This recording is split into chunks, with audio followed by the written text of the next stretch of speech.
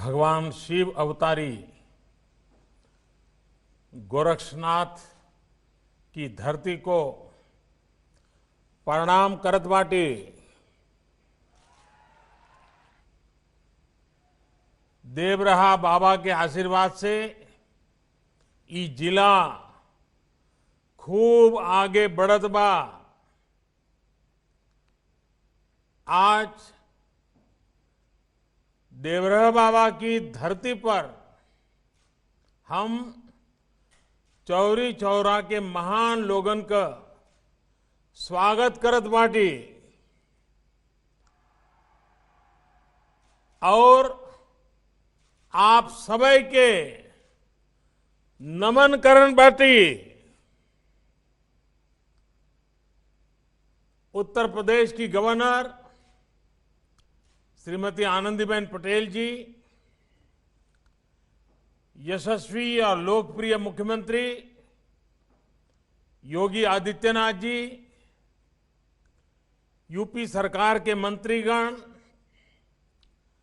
कार्यक्रम में उपस्थित सांसद, विधायक और मेरे प्यारे भाई और बहनों,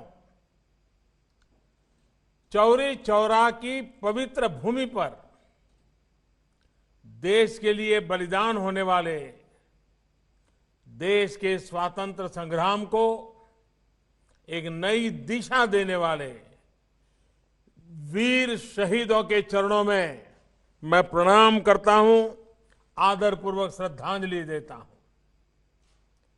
इस कार्यक्रम में अलग अलग जिलों में शहीदों और स्वतंत्रता संग्राम सेनानियों के परिजन भी उपस्थित है। अनेक स्वतंत्रता सेनानियों के परिवार आज ऑनलाइन भी जुड़े हैं। आप सभी का भी मैं अभिनंदन करता हूं, आदर करता हूं। साथियों, 100 वर्ष पहले चौरी चौरा में जो हुआ वो सिर्फ एक आगजनी की घटना,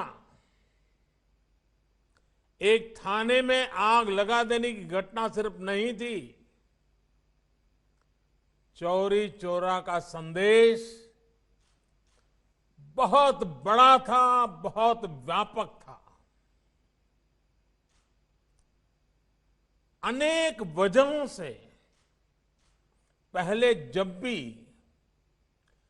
चौरी चौरा की बात हुई उसे एक मामूली आगजनी के संदर्भ में ही देखा गया, लेकिन आगजनी किन परिस्थितियों में हुई, क्या वजह थी, ये भी उतनी ही महत्वपूर्ण है। आग थाने में नहीं लगी थी, आग जन जन के दिलों में प्रज्वलित हो चुकी थी। चौरी चौरा के ऐतिहासिक संग्राम को आज देश के इतिहास में जो स्थान दिया जा रहा है, उससे जो जुड़ा हुआ प्रयास हो रहा है वो प्रशंसनीय है। मैं योगी जी, उनकी पूरी टीम को इस काम के लिए बधाई देता हूं। आज चौरी चौरा की शताब्दी पर एक डाक टिकट भी जारी किया गया है। आज से शुरू हो रहे ये कार्यक्रम पूरे साल आयोजित किए जाएंगे। इस दौरान चौरी चौरा के साथ ही हर गांव, हर क्षेत्र के वीर बलिदानियों को भी याद किया जाएगा। इस साल जब देश अपनी आजादी के 75वें वर्ष में प्रवेश कर रहा है, उस समय ऐसे समारोह का होना इसे और भी प्रासंगिक बना देता है। साथियों, चौरी चौरा देश के सामान्य मानवी का स्वतः स्फूर्त संग्राम था। ये दुर्भाग्य है कि चौरी चौरा के शहीदों के जितनी चर्चा होनी थी, बहुत अधिक चर्चा नहीं हो पाई। इस संग्राम के शहीदों को, क्रांतिकारियों को इतिहास के पन्नों में भले ही प्रमुखता से जगह न दी गई हो, लेकिन आजादी के लिए उनका खून देश की माटी में जरूर मिला हुआ है, जो हमें हमेशा प्रेरणा देता रहता है। अलग अलग गांव, अलग अलग आयु, अलग अलग सामाजिक पृष्ठभूमि, लेकिन एक साथ मिलकर वो सब मां भारती की वीर संतान थे। आजादी के आंदोलन में संभवतः ऐसे कम ही वाक्य होंगे, ऐसे कम ही घटनाएं होगी जिसमें किसी एक घटना पर 19 स्वतंत्रता सेनानियों को फांसी के फंदे पे लटका दिया गया हो। अंग्रेजी हुकूमत तो सैकड़ों स्वतंत्रता सेनानियों को फांसी देने पर तुली हुई थी, लेकिन बाबा राघवदास और महामना मालवीय जी के प्रयासों की वजह से करीब करीब 150 लोगों को फांसी से बचा लिया गया था। इसलिए आज का दिन विशेष रूप से बाबा राघवदास और महामना मदन मोहन मालवीय जी को भी प्रणाम करने का है, उनका स्मरण करने का है। साथियों, मुझे खुशी है कि इस पूरे अभियान से हमारे छात्र छात्राओं, युवाओं को प्रतियोगिता के माध्यम से भी जोड़ा जा रहा है। हमारे युवा जो अध्ययन करेंगे, उससे उन्हें इतिहास के कई अनकहे पहलू पता चलेंगे। भारत सरकार के शिक्षा मंत्रालय ने भी आजादी के 75 साल पूरे होने पर युवा लेखकों को स्वतंत्रता सेनानियों पर किताब लिखने के लिए, घटनाओं पर किताब लिखने के लिए, शोध पत्र लिखने के लिए आमंत्रित किया है। चौरी चौरा संग्राम के कितने ही ऐसे वीर सेनानी हैं जिनके जीवन को आप देश के सामने ला सकते हैं। चौरी चौरा शताब्दी के इन कार्यक्रमों को लोकल कला, संस्कृति और आत्मनिर्भरता से जोड़ने का प्रयास किया गया है। ये प्रयास भी हमारे स्वतंत्रता सेनानियों के प्रति हमारी श्रद्धांजलि होगी। मैं इस आयोजन के लिए मुख्यमंत्री योगी आदित्यनाथ जी को और यूपी की सरकार की भी सराहना करता हूं। साथियों, सामूहिकता के जिस शक्ति ने गुलामी की बेड़ियों को तोड़ा था, वही शक्ति भारत को दुनिया की बड़ी ताकत भी बनाएगी। सामूहिकता की यही शक्ति आत्मनिर्भर भारत अभियान का मूलभूत आधार है। इस देश को 130 करोड़ देशवासियों के लिए भी आत्मनिर्भर बना रहे हैं और पूरे वैश्विक परिवार की भलाई के लिए भी। आप कल्पना करिए, इस कोरोना काल में जब भारत ने 150 से ज्यादा देशों के नागरिकों की मदद के लिए जरूरी दवाइयां भेजी, आज भारत ने दुनिया के अलग अलग देशों से अपने 50 लाख से अधिक नागरिकों को स्वदेश लाने का काम किया। जब भारत ने अनेकों देशों के हजारों नागरिकों को सुरक्षित उनके देश भेजा, जब आज भारत खुद कोरोना की वैक्सीन बना रहा है, दुनिया के बड़े बड़े देशों से भी तेज गति से टीकाकरण कर रहा है, जब भारत मानव जीवन की रक्षा को ध्यान में रखते हुए दुनिया भर को वैक्सीन पहुंचा रहा है, दे रहा है, तो हमारे स्वतंत्रता सेनानियों को जहां भी उनकी आत्मा होगी जरूर गर्व महसूस होता होगा। साथियों, इस अभियान को सफल बनाने के लिए अभूतपूर्व प्रयासों की भी जरूरत है। इन भगीरथ प्रयासों की एक झलक हमें इस बार के बजट में भी दिखाई देती है। कोरोना काल में देश के सामने जो चुनौतियां आई, उनके समाधान को ये बजट नई तेजी देने वाला है। साथियों, बजट के पहले कई दिग्गज ये कह रहे थे कि देश ने इतने बड़े संकट का सामना किया है, इसलिए सरकार को टैक्स बढ़ाना ही पड़ेगा, देश के आम नागरिक पर बोझ डालना ही होगा, नए नए कर जो लगाने ही पड़ेंगे। लेकिन इस बजट में देशवासियों पर कोई बोझ नहीं बढ़ाया गया, बल्कि देश को तेजी से आगे बढ़ाने के लिए सरकार ने ज्यादा से ज्यादा खर्च करने का फैसला लिया है। ये खर्च देश में चौड़ी सड़कें बनाने के लिए होगा, ये खर्च आपके गांव को शहरों से, बाजार से, मंडियों से जोड़ने के लिए होगा। इस खर्च में पुल बनेंगे, रेल की पटरियां बिछेंगी, नई रेल चलेगी, नई बसें भी चलाई जाएगी, शिक्षा, पढ़ाई लिखाई की व्यवस्था अच्छी हो, हमारे युवाओं को ज्यादा अच्छे अवसर मिले, उसके लिए भी बजट में अनेक फैसले लिए गए हैं।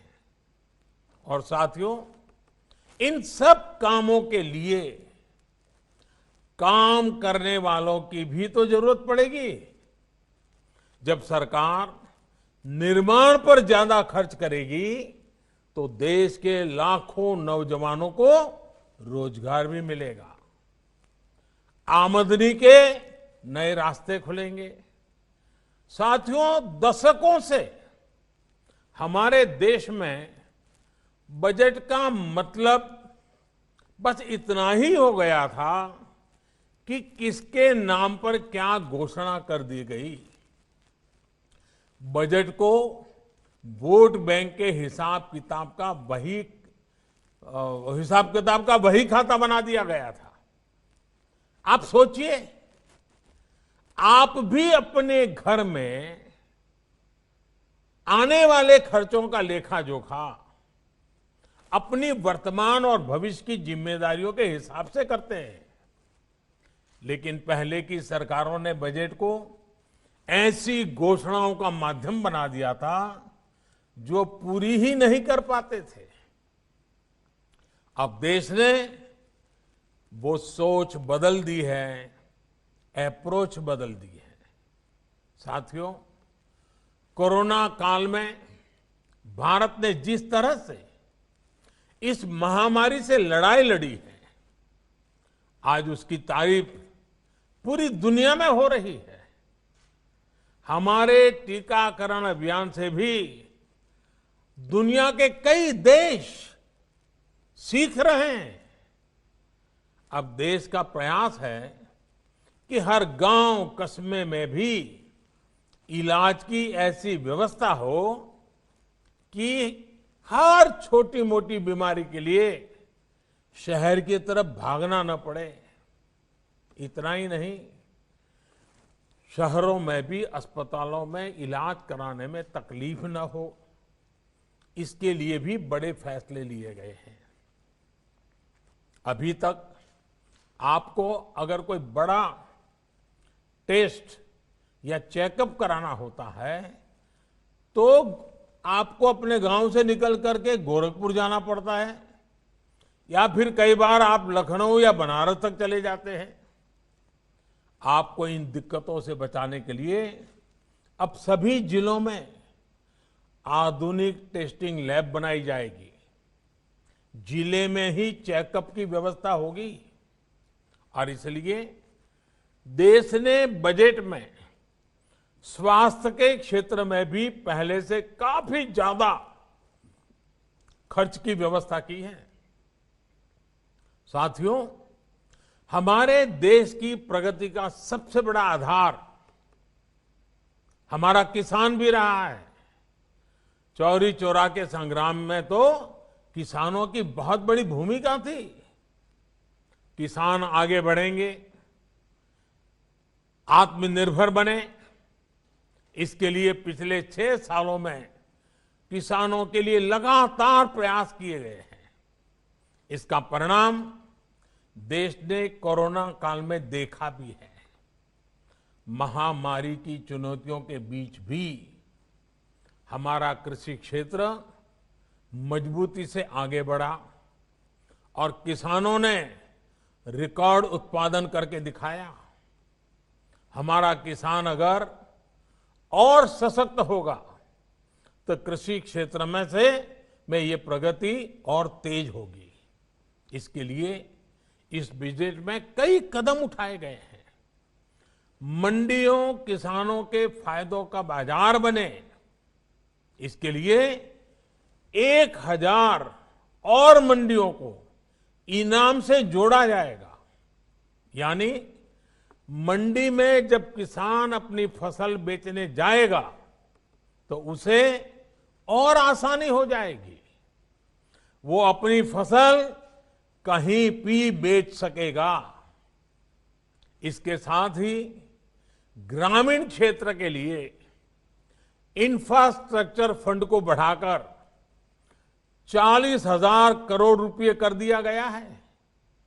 इसका भी सीधा लाभ किसान को होगा। ये सब फैसले हमारे किसान को आत्मनिर्भर बनाएंगे, कृषि को लाभ का व्यापार बनाएंगे। यहां यूपी में जो केंद्र सरकार ने जो प्रधानमंत्री स्वामित्व योजना की शुरुआत की है, वो भी देश के गांवों के विकास में अहम भूमिका निभाने वाली है। इस योजना के तहत गांव की जमीनों, गांव के घरों का कागज गांव के लोगों को दिया जा रहा है। जब अपनी जमीन के सही कागज होंगे, अपने घर के सही कागज होंगे, तो उनका मूल्य तो बढ़ेगा ही, बैंकों से बहुत आसानी से कर्ज भी मिल जाएगा।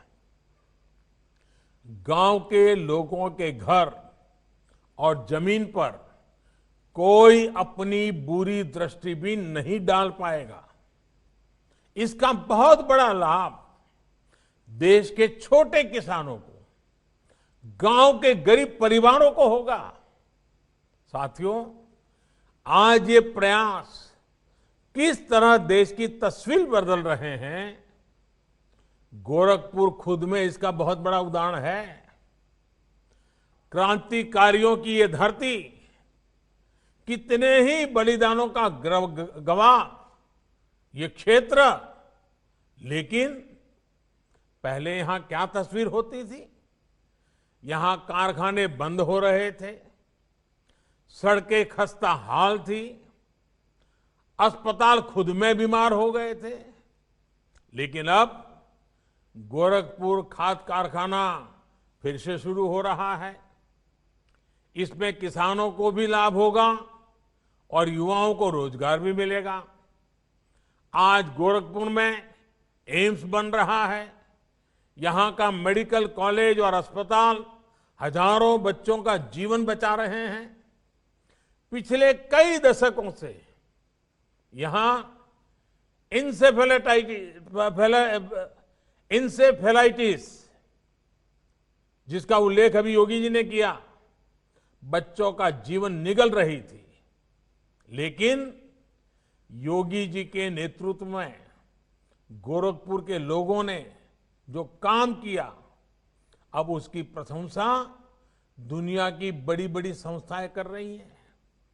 अब तो देवरिया, कुशीनगर, बस्ती, महाराजगंज और सिद्धार्थनगर में भी नए मेडिकल कॉलेज बन रहे हैं। साथियों, पहले पूर्वांचल की एक और बड़ी समस्या थी। आपको याद होगा, पहले अगर किसी को 50 किलोमीटर भी जाना होता था तो भी 3-4 घंटे पहले निकालना पड़ता था। लेकिन आज यहां 4 लेन और 6 लेन सड़कें बन रही हैं। इतना ही नहीं, गोरखपुर से 8 शहरों के लिए फ्लाइट की भी सुविधा बनाई गई है। कुशीनगर में बन रहा इंटरनेशनल एयरपोर्ट यहां टूरिज्म सेक्टर को भी आगे बढ़ाएगा। साथियों, ये विकास, आत्मनिर्भरता के लिए ये बदलाव आज हर स्वतंत्रता सेनानी को देश की श्रद्धांजलि है। आज जब हम चौरी चौरा शताब्दी वर्ष मना रहे हैं तो हमें इस बदलाव को सामूहिक भागीदारी से आगे बढ़ाने का संकल्प लेना है। हमें ये भी संकल्प लेना है कि देश की एकता हमारे लिए सबसे पहले है, देश का सम्मान हमारे लिए सबसे बड़ा है। इसी भावना के साथ हमें हर एक देशवासी को साथ लेकर आगे बढ़ना है। मुझे विश्वास है, जो यात्रा हमने शुरू की है उसे हम एक नए भारत के निर्माण के साथ पूरा करेंगे। मैं फिर एक बार शहीदों की इस शताब्दी के बेला पर पूरे साल भर एक बात न भूलें कि वे देश के लिए शहीद हुए थे। वे शहीद हुए, उसके कारण आज हम स्वतंत्र हुए। वे देश के लिए मर सके, अपने आप को मार सके, अपने सपनों को आहूत कर सके। कम से कम हम, मरने की नौबत तो नहीं है, लेकिन देश के लिए जीने का संकल्प जरूर लें। उन्हें सौभाग्य मिला देश के लिए मरने का, हमें सौभाग्य मिला देश के लिए जीने का। ये पूरा शताब्दी वर्ष चौरी चौरा के शहीदों का स्मरण करते हुए ये हमारे लिए संकल्प का वर्ष बनना चाहिए, हमारे लिए सपनों को साकार करने का वर्ष बनना चाहिए, हमारे लिए जी जान से लिए जन जन की भलाई के लिए जुट जाने का बनना चाहिए। तभी ये शहादत का 100 साल हमें नई ऊंचाइयों पर ले जाने का एक अपने आप में अवसर बन जाएगा और उनकी शहादत हमारी प्रेरणा का कारण बनेगी। इसी एक भावना के साथ मैं फिर एक बार आप सबका बहुत बहुत धन्यवाद करता हूं।